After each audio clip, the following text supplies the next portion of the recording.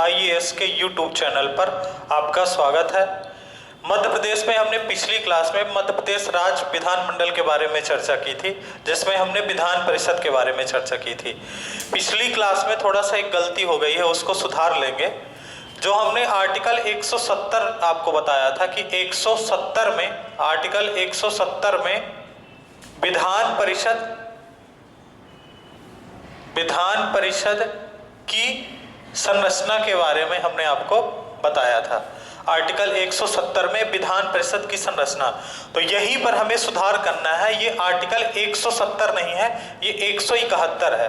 Article 171 में विधान परिषद की संरचना का उल्लेख किया गया है, जबकि आर्टिकल 170 में विधानसभा की संरचना का उल्लेख किया गया है। तो इतना हमें सुधार कर लेना है। अब आज की क्लास में हम जो राज्य विधानमंडल का दूसरा भाग है वो है आपका विधानसभा। राज्य विधानमंडल जो था, राज्य विधानमंडल को हमने बताया था कि इसके 3 महत्वपूर्ण अंग हैं। पहला जो है आपका विधान परिषद है, और विधान परिषद पर हम चर्चा कर चुके हैं। दूसरा जो इसका सबसे महत्वपूर्ण अंग है वो विधानसभा है। दूसरा सबसे महत्वपूर्ण अंग क्या है? विधानसभा है। और तीसरा इसका जो सबसे महत्वपूर्ण अंग है वो है राज्यपाल।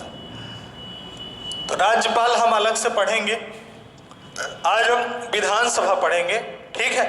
विधानसभा का उल्लेख जो है वो किस आर्टिकल में किया गया है? आर्टिकल 170 में किया गया है, ठीक है। तो आप हेडिंग डालिएगा विधानसभा।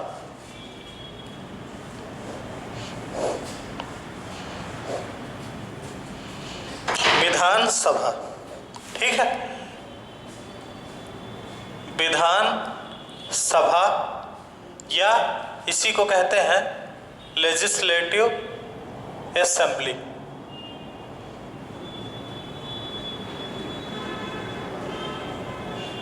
विधानसभा या लेजिस्लेटिव असेंबली।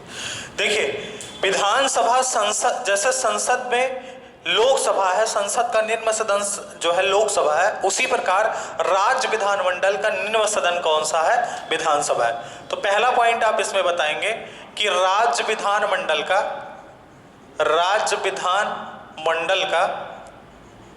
निम्न सदन, राज्य विधानमंडल का ये क्या है? निम्न सदन, ठीक है।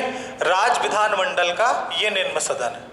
सबसे पहली चीज, आर्टिकल 170 में क्या लिखा हुआ है? आर्टिकल 170 में विधानसभा के गठन के बारे में उल्लेख किया है। विधानसभा का गठन, या आप कह सकते हैं कि विधानसभा की संरचना के बारे में उल्लेख किया गया है आर्टिकल 170 में। आर्टिकल 170 में विधानसभा के गठन या संरचना के बारे में उल्लेख किया गया है। इसमें कहा गया है कि प्रत्येक राज्य में एक विधानसभा होगी, प्रत्येक राज्य में एक विधानसभा होगी जो उस राज्य के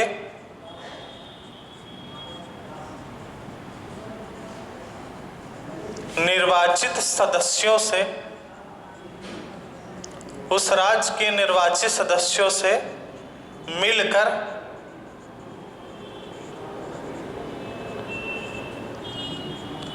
बनी होगी, ठीक है।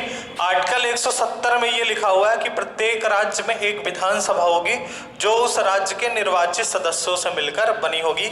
यह आर्टिकल 170 में लिखा हुआ है। अब जब विधानसभा निर्वाचित सदस्यों से मिलकर बनी होगी, तो सबसे पहली चीज हमें यह बताना है कि विधानसभा में सदस्य कितने होंगे, तब विधानसभा बनेगी। तो इसमें क्या लिखा हुआ है कि इसकी जो संरचना होगी वो संरचना इस प्रकार होगी कुछ, कि इसकी जो अधिकतम संख्या होगी, किसी भी राज्य की विधानसभा की जो अधिकतम संख्या हो सकती है वो 500 हो सकती है। अधिकतम कितनी हो सकती है? 500 हो सकती है। और न्यूनतम कितनी हो सकती है?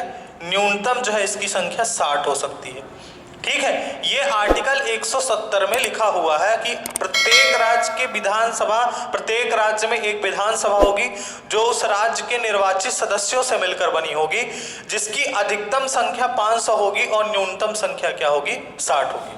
अब देखिए एक चीज ध्यान देते हैं, यहां पर लिखा हुआ है कि अधिकतम संख्या 500 होगी। भारत में जो सबसे बड़ी विधानसभा है वर्तमान समय में वो किस राज्य की है? भारत में सबसे बड़ी विधानसभा वर्तमान समय पर उत्तर प्रदेश की है। मैं है ना, भारत में वर्तमान समय में सबसे बड़ी विधानसभा, सबसे बड़ी विधानसभा किस स्टेट की है? वो है उत्तर प्रदेश की, यूपी की है। और यूपी में कितनी सीटें हैं? यूपी में 403 सीटों पर चुनाव होता है और एक सीट पर एग्लो इंडियन मनोनीत किया जाता है राज्यपाल द्वारा। तो टोटल कितनी सीटें हैं? 404 सीटें हैं। ठीक है, तो अधिकतम संख्या कितनी हो सकती है? 500।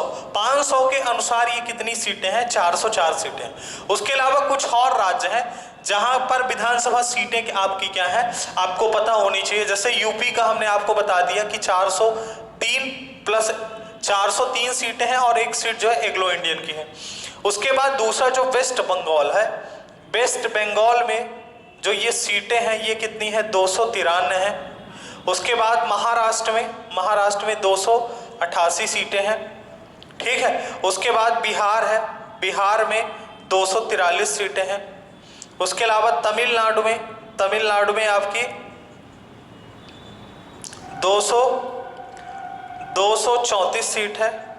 उसके अलावा अगर मध्य प्रदेश की बात की जाए तो मध्य प्रदेश में 230 सीटें हैं और 230 सीटें आपकी निर्वाचित होने वाली 230 सीटें हैं और एक एग्लो इंडिया जब मिल जाएगा तो टोटल कितनी सीट हो जाएंगी? 231 सीट होंगी। तो अधिकतम संख्या कभी भी 500 से अधिक नहीं होनी चाहिए।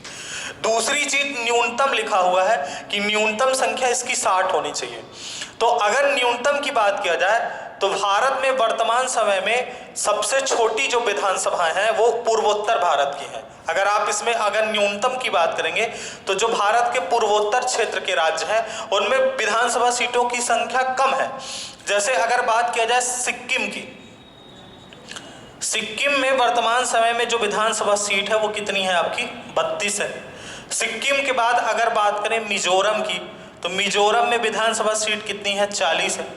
गोवा में अगर आप बात करेंगे तो गोवा में विधानसभा सीट कितनी है? गोवा में भी क्या है आपकी? 40 है। अगर आप अरुणाचल प्रदेश की बात करें तो अरुणाचल प्रदेश में भी 40 है। ठीक है, अरुणाचल प्रदेश में भी विधानसभा सीट कितनी है? 40 है। और अगर ये क्वेश्चन पूछा जाए कि भारत में वर्तमान समय में सबसे छोटी विधानसभा कहाँ की है तो आप बताएंगे पौंडीचेरी की है। यहां पर विधानसभा जो सीट है वो आपकी केवल 30 है पौंडीचेरी में। समझ रहे हैं? लेकिन ये एक केंद्र शासित प्रदेश है। तो क्वेश्चन अगर ये पूछा जाता है कि भारत में वर्तमान समय में सबसे बड़ी विधानसभा किस राज्य की है तो उत्तर प्रदेश की है और सबसे छोटी विधानसभा अगर पूछा जाए तो पौंडीचेरी की है। और केंद्र शासित प्रदेशों में भी सबसे छोटी विधानसभा किस राज्य की है? पौंडीचेरी की है। तो ये उल्लेख आर्टिकल 170 में किया हुआ है, इसको आप नोट कर लीजिए। उसके बाद आप बताइए कि भारत में वर्तमान समय में भारत में वर्तमान समय में कुल 31 विधानसभाएं। भारत में वर्तमान समय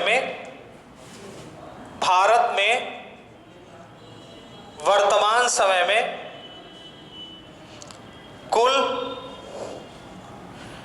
31 विधानसभाएं। ठीक है, कुल 31 विधानसभा है। 31 विधानसभा ये किस प्रकार है? देखिए वर्तमान समय में भारत में 28 राज्य हैं, 28 राज्य या आप कह लीजिए 28 स्टेट्स और 8 केंद्र शासित प्रदेश है।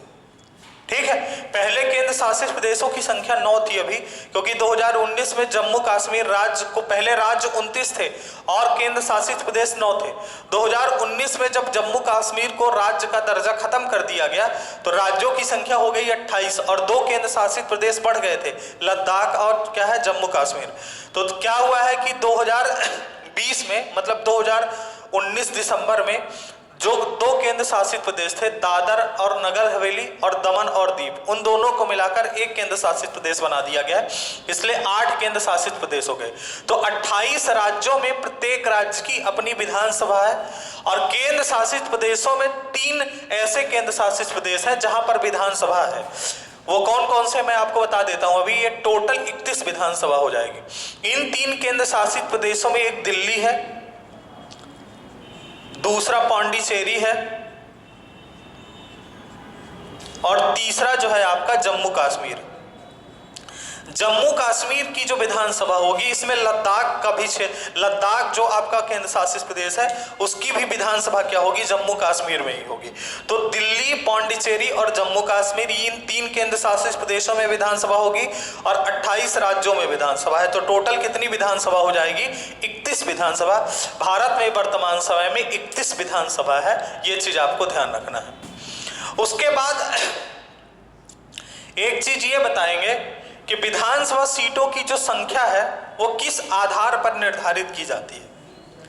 विधानसभा सीटों की संख्या किस आधार पर निर्धारित की जाती है, ठीक है।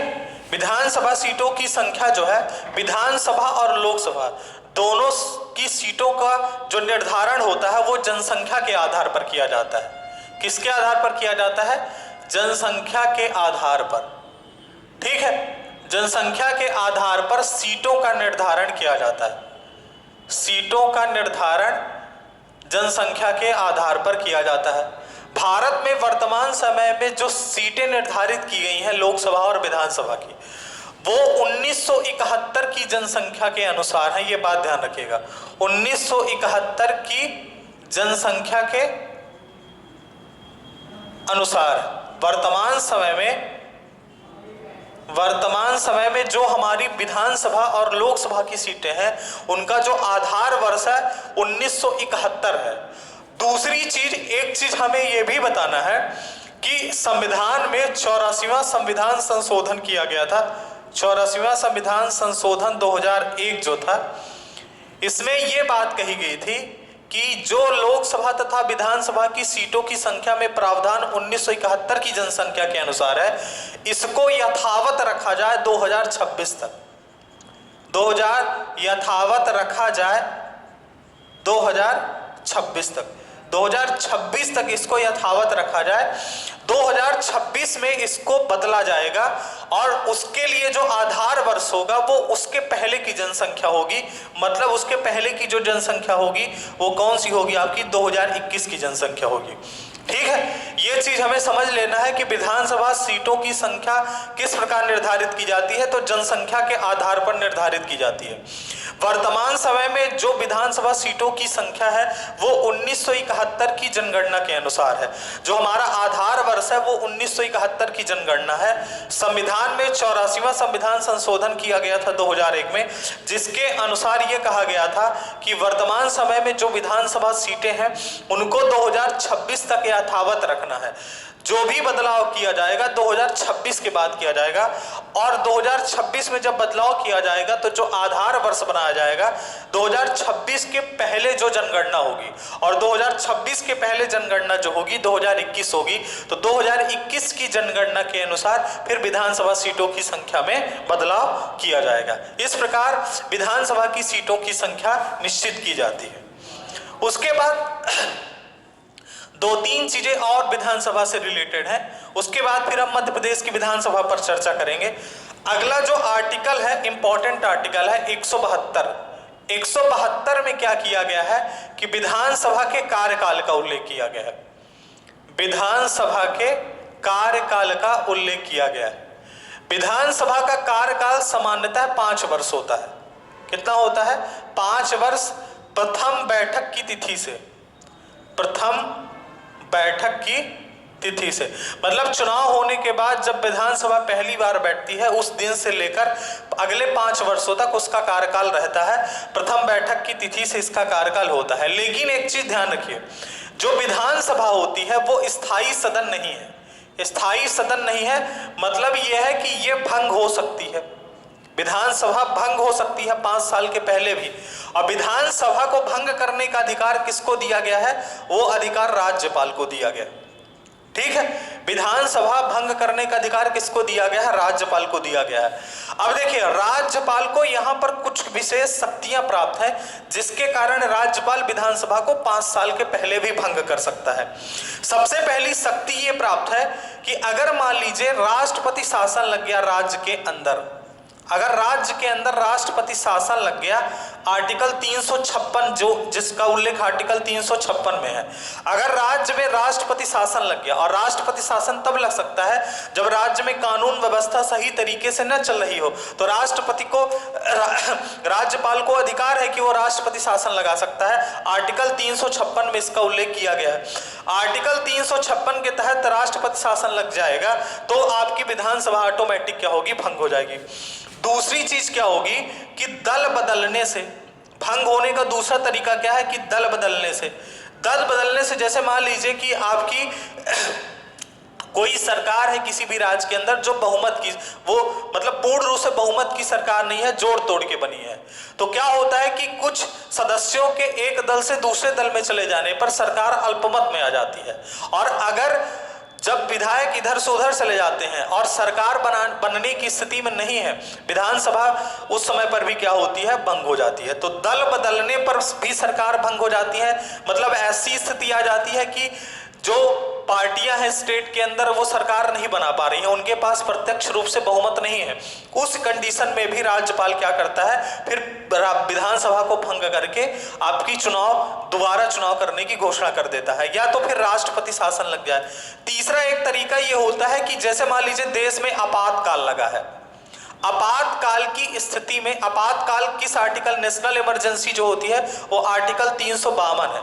352 की स्थिति में अगर देश में आपातकाल लगा हुआ है, उस स्थिति में जो विधानसभा का कार्यकाल है ये 1 वर्ष के लिए बढ़ाया भी जाता है। ये बात ध्यान रख लीजिए, 1 वर्ष के लिए बढ़ा दिया जाता है, 1 वर्ष के लिए बढ़ा दिया जाता है। विधानसभा का कार्यकाल जो होता है 1 वर्ष के लिए नेशनल इमरजेंसी की स्थिति में बढ़ा दिया जाता है।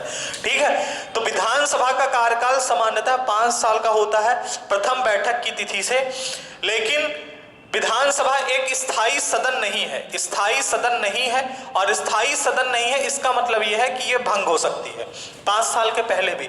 और भंग करने का अधिकार किसको है? राज्यपाल के पास है। अब राज्यपाल क्या होता है कि राज्यपाल मुख्यमंत्री के परामर्श पर क्या है? विधानसभा को भंग कर सकता है, मुख्यमंत्री के परामर्श के बाद। दूसरी चीज, अगर मान लीजिए राष्ट्रपति शासन लग गया, 356 की स्थिति आ गई, तो भी क्या होता है? विधानसभा भंग हो जाती है। या दल बदलने पर अगर सरकार बनने की स्थिति में नहीं है, उस समय पर भी विधानसभा भंग हो जाती है और पुनः चुनाव होते हैं। जैसे अगर मध्य प्रदेश की चर्चा की जाए तो मध्य प्रदेश में अभी जो रिसेंट में चुनाव हुआ 2018 में, वो विधानसभा के चुनाव 2018 में हुए।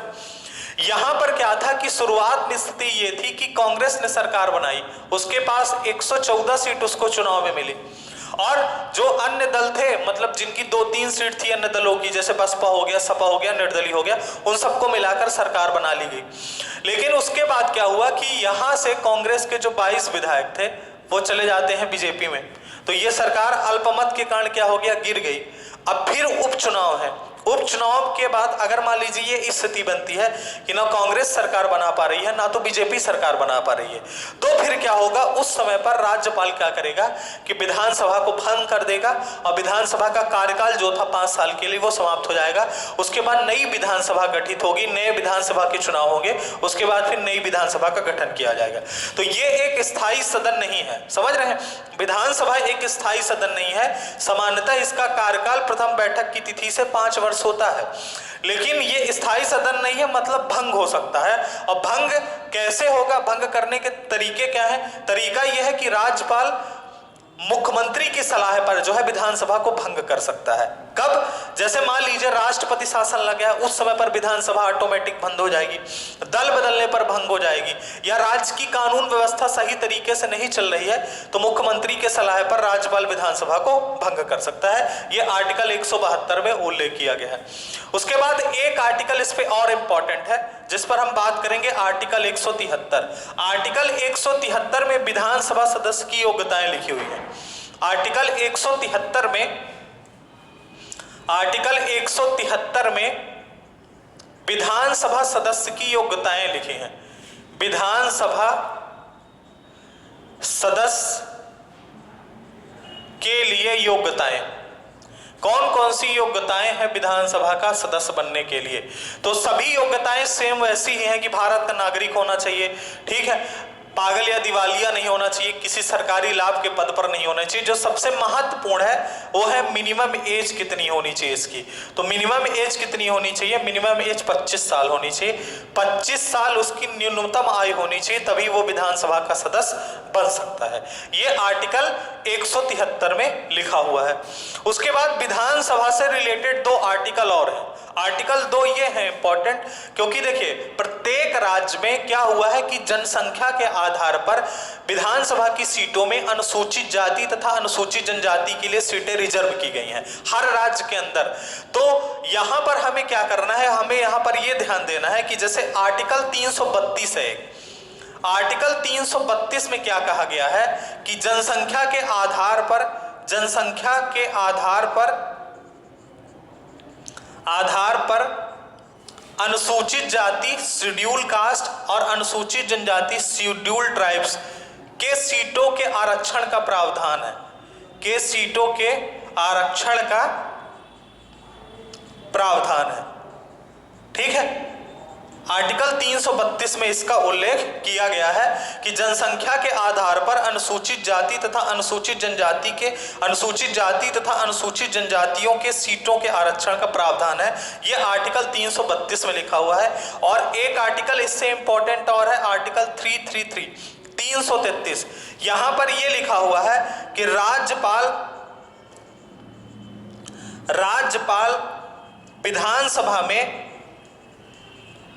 विधानसभा में एक एंग्लो इंडियन की नियुक्ति कर सकता है, एंग्लो इंडियन की नियुक्ति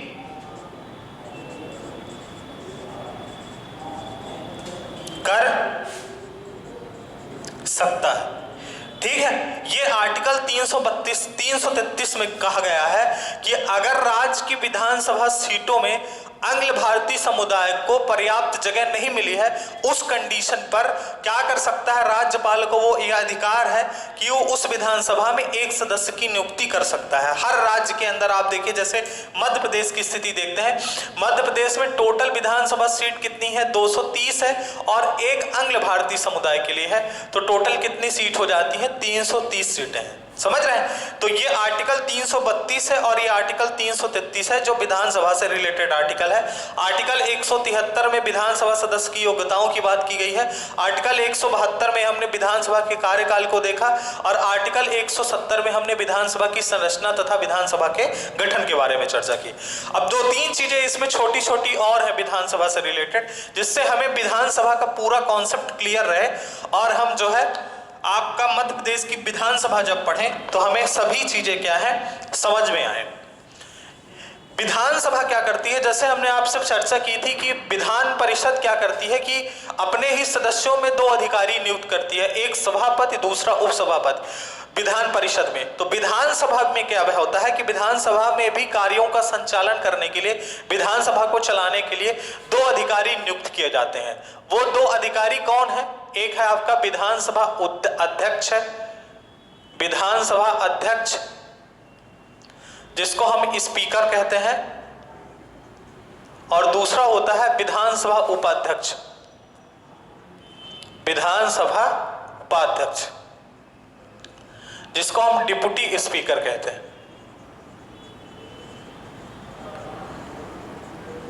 ठीक है। विधानसभा अध्यक्ष तथा विधानसभा उपाध्यक्ष ये दोनों विधानसभा के क्या होते हैं? अधिकारी होते हैं। देखिए, सबसे पहली चीज ध्यान रखना है कि विधानसभा अध्यक्ष जो होता है, स्पीकर जो होता है, इसके पास कुछ स्पेशल पावर होती है।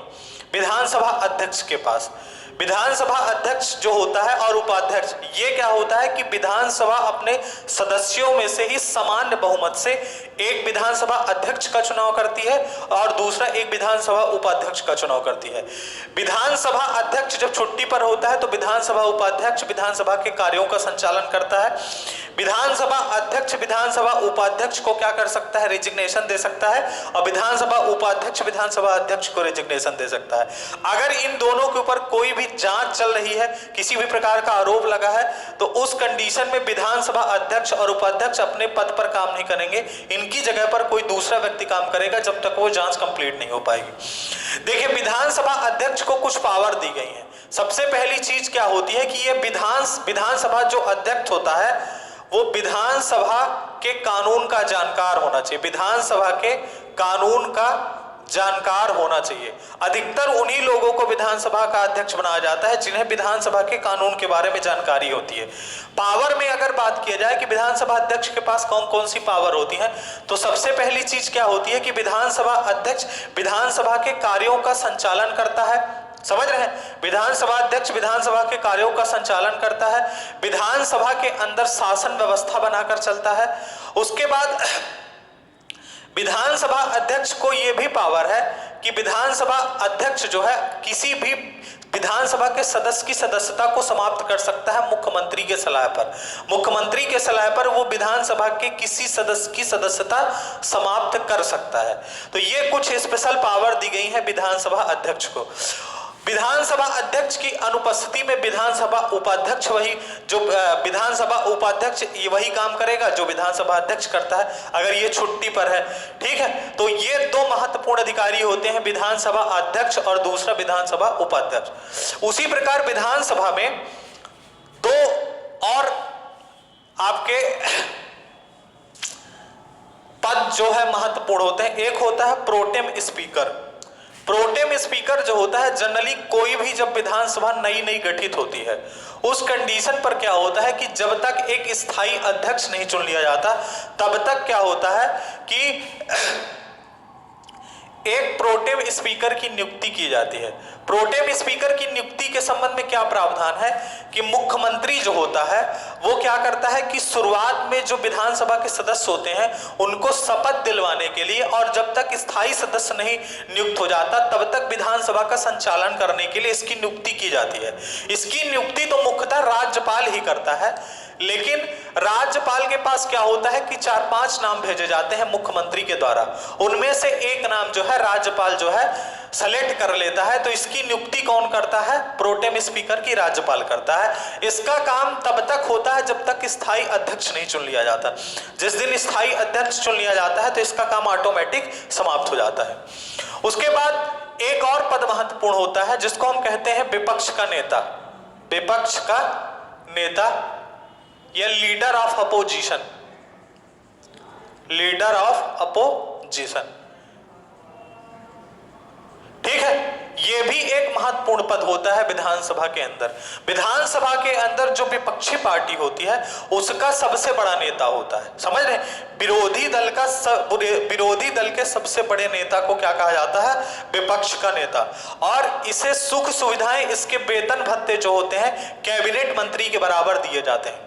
देखिए, किसी भी विधानसभा के अंदर विपक्ष का नेता का जो पद होता है, इसके लिए जो नेसेसरी कंडीशन यह है कि विधानसभा की जो टोटल सीटें हैं उसकी कम से कम 10% सीटें जो है वो आपको ऑब्टेन करनी पड़ेगी या प्राप्त करनी पड़ेगी, तभी आपको क्या होगा? विपक्ष का पद दिया जाएगा, विपक्ष के नेता का पद दिया जाता है, लीडर ऑफ अपोजिशन जिसे कहा जाता है। इसके लिए विधानसभा की 10% सीटें क्या होती हैं? प्राप्त करनी होती हैं। दूसरी चीज क्या होता है कि विपक्ष का नेता जो होता है इसका काम क्या है? विपक्ष के नेता का काम यह है कि जब हमारी क्या होती है विधानसभा चलती है तो सरकार के कार्यों पर क्या है? निगरानी बनाकर रखता है। सरकार को क्या होता है? हर तरह से ये घेरने की कोशिश करता है विपक्ष का नेता जो होता है। तो ये आपके विपक्ष का नेता, प्रोटेम स्पीकर, विधानसभा अध्यक्ष, विधानसभा उपाध्यक्ष, ये बहुत महत्वपूर्ण पद होते हैं। खासकर जो विधानसभा अध्यक्ष का पद होता है वो विधानसभा के लिए सबसे महत्वपूर्ण पद होता है। विधानसभा अध्यक्ष पूरी विधानसभा का संचालन करता है, देखरेख करता है, उसकी निगरानी में पूरा काम होता है। और एक चीज ये भी ध्यान रखना है कि अगर विधानसभा के अंदर कोई ऐसा बिल लाया जाता है जो धन विधेयक से संबंधित होता है, तो धन विधेयक, कोई भी विधेयक धन विधेयक तभी कहलाता है जब क्या होता है? जब उसको विधानसभा अध्यक्ष क्या है? निश्चित करता है कि यह बिल धन विधेयक होगा कि नहीं होगा। कोई भी बिल धन विधेयक होगा कि यह नहीं होगा, यह विधानसभा अध्यक्ष निश्चित करता है। दूसरी चीज, अगर विधानसभा में आप देखेंगे कि क्वेश्चन पूछने का सीक्वेंस होता है कि कौन किस नंबर पर क्वेश्चन पूछेगा, ये सब पूरी सेटिंग जो है विधानसभा का अध्यक्ष ही करता है। समझ रहे हैं, विधानसभा के अध्यक्ष का पद विधानसभा के लिए सबसे महत्वपूर्ण होता है, इसलिए अधिकतर सरकार उन्हीं व्यक्ति को विधानसभा अध्यक्ष नियुक्त करती है जो क्या होता है, विधानसभा के कानून का जानकार होना चाहिए। उसके बाद विधानसभा में दो चीजें और इंपॉर्टेंट है, एक है विधानसभा की गण पूर्ति, विधानसभा की गण पूर्ति या इसी को कोरम कहा जाता है। मतलब जब विधानसभा स्टार्ट होती है तो मिनिमम उसमें कितने सदस्य होने चाहिए, ये बात ध्यान रखना है। चाहे विधानसभा हो चाहे विधान परिषद हो, उसके लिए सबसे नेसेसरी कंडीशन ये है कि विधानसभा की गण पूर्ति या जो कोरम होता है वो क्या होता है, 1/10 होना चाहिए। 1/10 विधानसभा के कुल सदस्यों का, विधानसभा के कुल सदस्यों का, ठीक है, विधानसभा के कुल सदस्यों का 1/10वां भाग होना चाहिए। ठीक है, विधानसभा की गण पूर्ति या कोरम मतलब जब विधानसभा लगे, जब कभी भी विधानसभा लगे उस कंडीशन पर क्या है, आपकी न्यूनतम जो है कुल सदस्यों में से 1/10 उसके सदस्य होने चाहिए। दूसरी चीज जिसमें न्यूनतम संख्या भी निश्चित की गई है कि न्यूनतम संख्या कम से कम 10 होनी चाहिए। समझ रहे हैं, 10 से कम संख्या में विधानसभा लग ही नहीं सकती है। दूसरी चीज, जिन राज्यों में विधानसभा की सीटों की संख्या 60 से कम है, समझ रहे हैं, जिन राज्यों में विधानसभा सीटों की संख्या क्या है 60 से कम है, वहां पर भी न्यूनतम, वहां पर यह नियम नहीं लगेगा कि 1/10वां भाग होना चाहिए, वहां पर न्यूनतम 10 संख्या होनी चाहिए। तो यह बात ध्यान रखना है कि न्यूनतम गण पूर्ति या कोरम 10 है, वैसे ये 1/10 विधानसभा के कुल सदस्यों का होना चाहिए। जिन राज्यों में विधानसभा सीटों की संख्या 60 से कम है वहां पर न्यूनतम संख्या इसकी कितनी होनी चाहिए, वहां पर न्यूनतम संख्या जो है 10 होनी चाहिए। उसके बाद एक चीज और ध्यान रखना है विधानसभा से रिलेटेड, सबसे पहली चीज विधानसभा के सत्र होते हैं कुछ, विधानसभा के सत्र कौन कौन से महत्वपूर्ण सत्र होते हैं। विधानसभा के सत्र आपने सुना होगा पेपर ऊपर में कि विधानसभा में कौन कौन से सत्र लगते हैं। वैसे 3 सत्र महत्वपूर्ण होते हैं, एक होता है बजट सत्र, बजट सत्र, दूसरा होता है आपका ग्रीष्मकालीन सत्र, ग्रीष्मकालीन सत्र, एक होता है आपका शीतकालीन सत्र, शीतकालीन सत्र, और कुछ स्पेशल सत्र भी होते हैं। जैसे एक सत्र, ये तो 3 वो सत्र होते हैं जो सामान्यतः होते ही हैं। उसके अलावा एक सत्र मानसून सत्र भी होता है। ठीक है, तो ये विधानसभा के कुछ महत्वपूर्ण जो है सत्र माने जाते हैं, बजट सत्र, ग्रीष्मकालीन सत्र, शीतकालीन सत्र, मानसून सत्र। दूसरी चीज क्या होता है कि देखिए जब विधानसभा की कार्यवाही स्टार्ट होती है, विधानसभा में कोई भी सत्र स्टार्ट होता है तो उसकी शुरुआत हमेशा जो है राज्यपाल के अधिवेशन से शुरू होती है, ये बात ध्यान रखना है। विधानसभा सत्र की कार्यवाही हमेशा शुरुआत जो है राज्यपाल के अधिवेशन से स्टार्ट होती है और उसकी समाप्ति भी जो है राज्यपाल के अधिवेशन से होती है। दूसरी चीज क्या होती है कि विधानसभा, अगर मान लीजिए विधानसभा में कोई स्पेशल सत्र बुलाना है, उस कंडीशन पर राज्यपाल को यह अधिकार है कि वो विधानसभा में स्पेशल सत्र बुला सकता है। जैसे मान लीजिए राज्यपाल को यह पता है कि जो सरकार है वो क्या है, अभी अल्पमत में है सरकार, लेकिन सरकार बनी हुई है, तो वहां पर क्या होगा कि विधानसभा सत्र, विधानसभा के जो राज्यपाल है उसको यह अधिकार है कि वो क्या कर सकता है, बहुमत साबित करने के लिए कह सकता है विधानसभा के अंदर। इसके लिए क्या होगा, एक स्पेशल सत्र बुलाया जाएगा। तो स्पेशल सत्र बुलाने का आदेश कौन जारी करेगा, राज्यपाल जारी करेगा। तो कोई भी ऐसी स्थिति बनती है विधानसभा के अंदर जहां पर राज्यपाल को यह लगता है कि इस बिल पर चर्चा करनी चाहिए या इस बिल को पास करना है, जरूरी बिल है, उसके लिए क्या है, सत्र बुलाया जा सकता है और वो स्पेशल सत्र हमेशा जो है राज्यपाल के द्वारा बुलाया जाएगा।